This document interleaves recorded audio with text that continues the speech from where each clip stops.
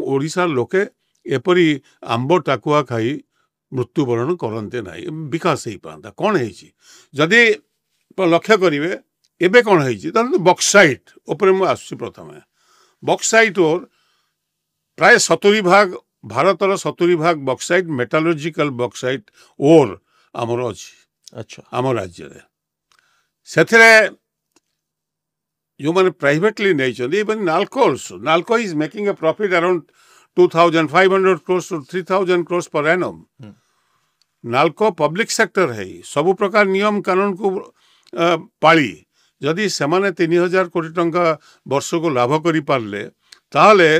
आमे जो मान के प्राइवेटली दले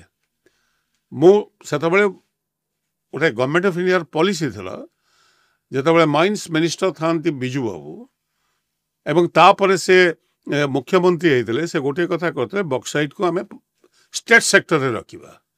अर्थात ओएमसी जेते बक्साइट माइंस अच्छी ओएमसी को नहीं जीवा एवं नेले भी जेते उड़िया माइंस से बाहर थला तापरे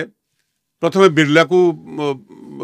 दे दिया गला प्राइवेट हैंड रे बिरला को कैप्टिव माइंस दे दिया आदित्य बिरला ग्रुप को